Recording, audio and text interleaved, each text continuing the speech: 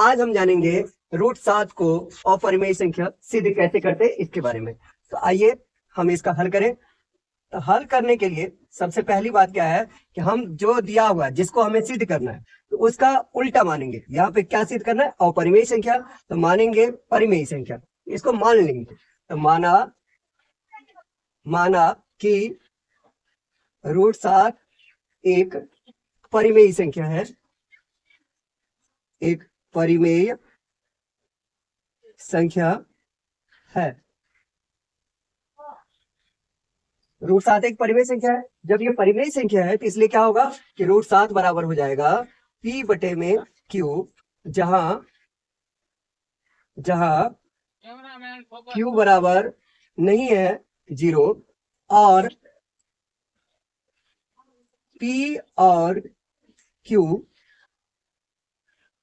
असहभाज्य है, असहभाज्य है। असहभाज्य क्या होता है? तो असहभाज्य का मतलब होता है P और Q के गुणनखंड में एक के अलावा कुछ भी उभयनिष्ठ नहीं होगा, यानी कि एक के अलावा कुछ भी कॉमन नहीं होगा।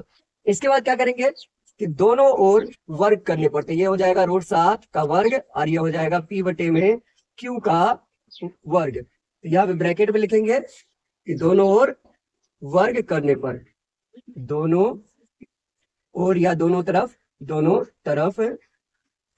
वर्ग करने पर, दोनों तरफ वर्ग करने पर, तो इसका अगर वर्ग करेंगे तो ये हो जाएगा 7 और इसका हो जाएगा P² बटे में Q²।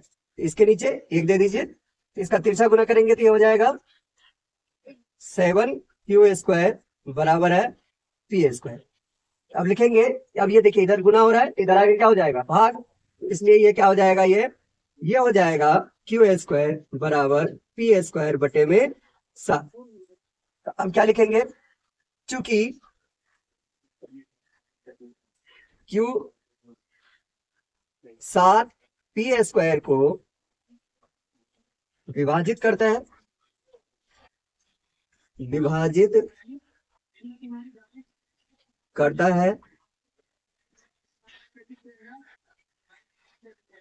है, इसलिए 7 P को भी विभाजित करेगा, 7 P को भी विभाजित करेगा। अब यहाँ पे क्या करेंगे कि मानेंगे, फिर से माना P बराबर 7R या 7R, या आप कुछ इसके जगह पे कुछ भी मान सकते हैं। तो P बराबर हमने मान लिया 7R, तो यहाँ पे क्या हो जाएगा? P के जगह पे क्या आ जाएगा? 7R, तो 7R का स्क्वायर। तो 7R को इसको हम मान लेते समीकरण 1।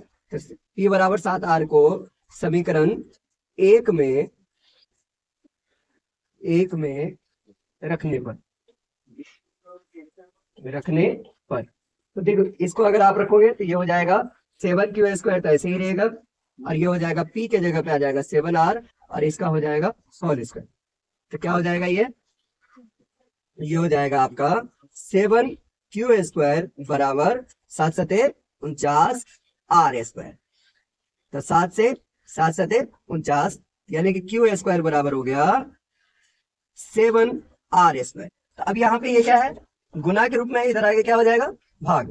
तो यहाँ पे लिखेंगे चूंकि 7 Q²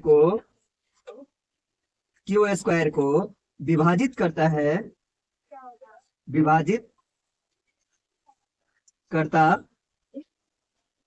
है, इसलिए 7 Q को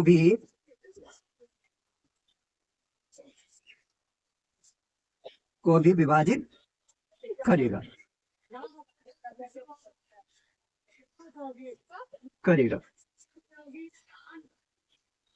ठीक है। अब इसके बाद ये देखिए, तो यहाँ पे हमने क्या देखा कि 7 P का भी गुणनखंड है और 7 Q का भी गुणनखंड है। तो अब यहाँ पे लिखेंगे इसका निष्कर्ष, इस प्रकार इस प्रकार 7 हमें P और Q का उभयनिष्ठ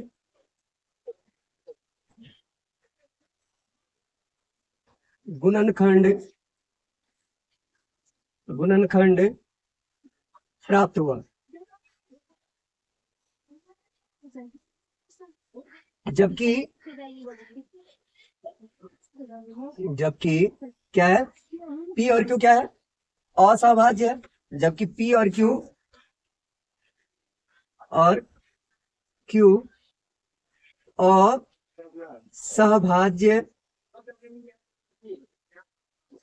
असहभाज्य है। ऐसा लिखेंगे क्या, ऐसा विरोधाभास हमारे गलत मानने के कारण हुआ है। ऐसा विरोधाभास हमारे गलत मानने के कारण हुआ है। मानने के कारण हुआ है। अतः √7 एक अपरिमेय संख्या है। √7 एक अपरिमेय संख्या है। अपरिमेय संख्या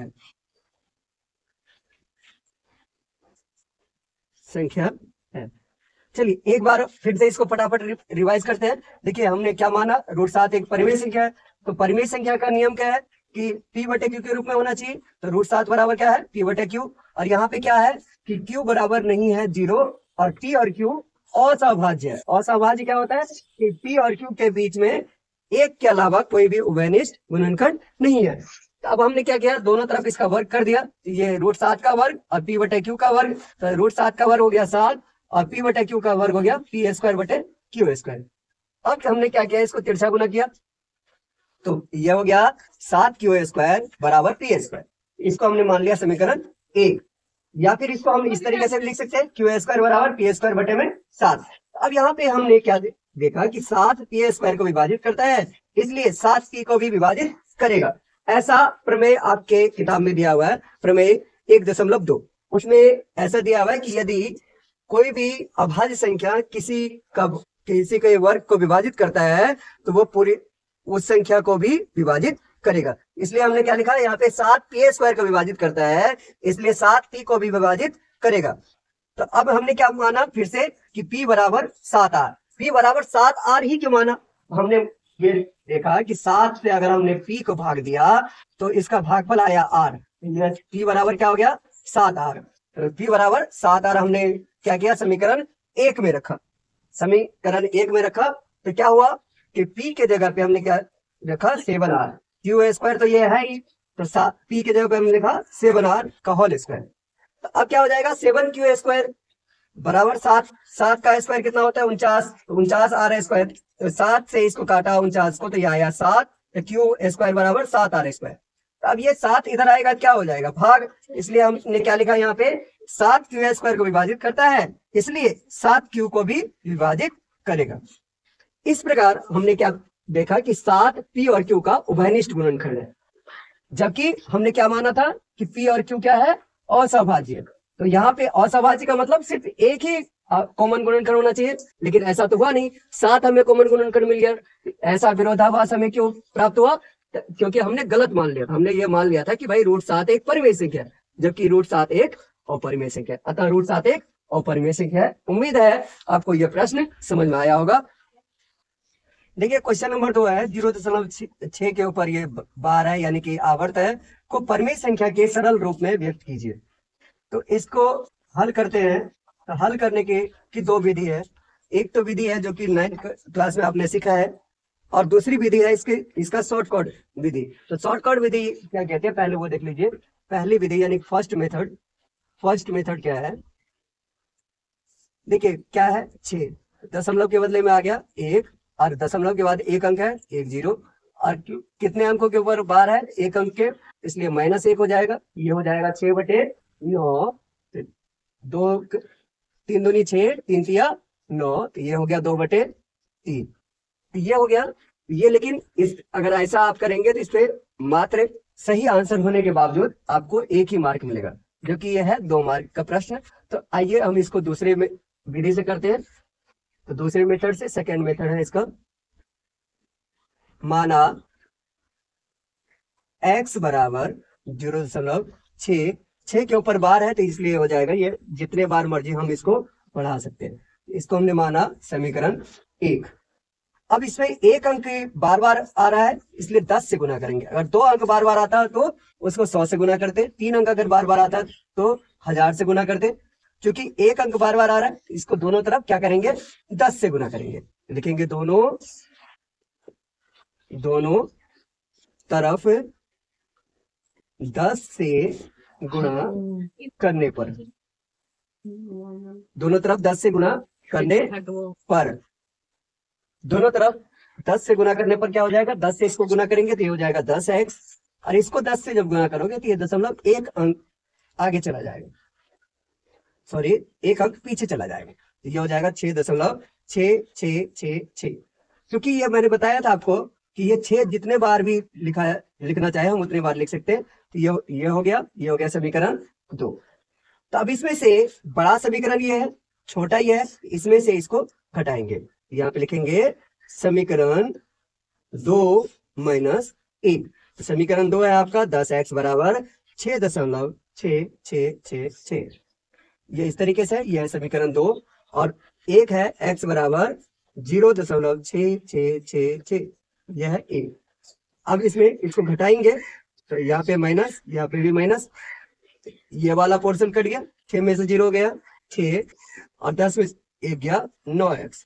तो x बराबर क्या हो जाएगा, x बराबर हो जाएगा 6/9। अब 3 से कटेगा ये, तो 3 दूनी 6, 3 तिया 9, यानी कि x बराबर क्या हो गया, 2/3। ये हो गया आपका उत्तर। उम्मीद है आपको ये समझ में आया होगा। तो अब बढ़ते हैं आगे। समीकरण अब यानी कि प्रश्न नंबर 3 है, सिद्ध करें कि 4 माइनस रूट 5 एक अपरिमेय संख्या है। इसको भी उसी तरीके से हल करेंगे कि इस अपरिमेय सिद्ध करना है तो परिमेय मान लेंगे इसको। तो यहाँ पे लिखेंगे माना कि 4 माइनस रूट 5 बराबर 1, माना कि 4 माइनस रूट 5 एक परिमेय संख्या है, एक परिमेय संख्या है। जब ये परिमेय संख्या है तो क्या हो जाएगा, इसलिए 4 माइनस रूट 5 बराबर हो जाएगा p/q, जहां q बराबर नहीं है 0 और p और q कोई पूर्णांक है। यानी कि p और q ये प्लस में भी हो सकता है, माइनस में भी हो सकता है, क्योंकि आप जानते हैं कि पूर्णांक ऋणात्मक धनात्मक दोनों प्रकार का होता है। अब क्या करेंगे कि इधर मैं लिख दूंगा माइनस रूट 5 और ये 4 को इस तरफ लेके जाऊंगा, ये हो जाएगा p/q माइनस 4। अब इसको क्या करेंगे, तो माइनस रूट 5 और 4 के नीचे 1 दे दो, तो ये हो जाएगा q, इसका एलसीएम, ये हो जाएगा q से इसको भाग देंगे तो 1 को p से करेंगे p, और 1 से इसको भाग देंगे तो q को 4 से करेंगे तो ये हो जाएगा 4q। अब इस तरीके से ये हो जाएगा, माइनस को इधर ले आओगे, ये हो जाएगा रूट 5 बराबर माइनस p, और ये माइनस से इसको गुना करेंगे, माइनस p माइनस 4q बटे में q। तो ये देखिए रूट 5 बराबर ये हो जाएगा minus p minus minus plus 4q बटे में q। अब देखिए ये वाला तो परिमेय संख्या है, लिखेंगे इस प्रकार माइनस p प्लस 4q बटे में q एक इस प्रकार को हटा दीजिए। चूंकि p minus P plus 4q/q एक परिमेय संख्या है, परिमेय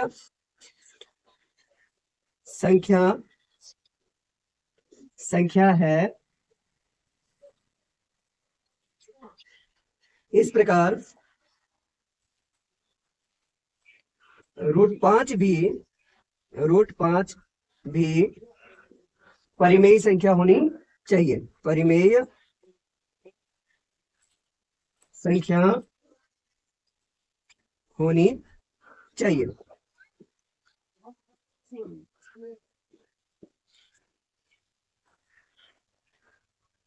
जबकि हम जानते हैं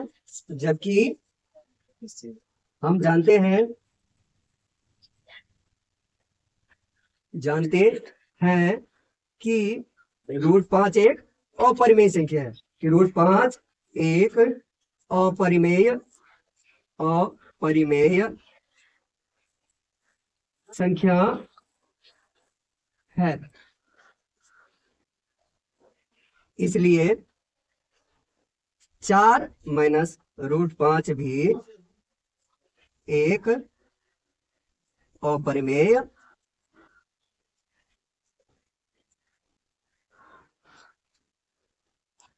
संख्या है। यह हो गया प्रूफ। उम्मीद है आपको यह प्रश्न समझ में आया होगा।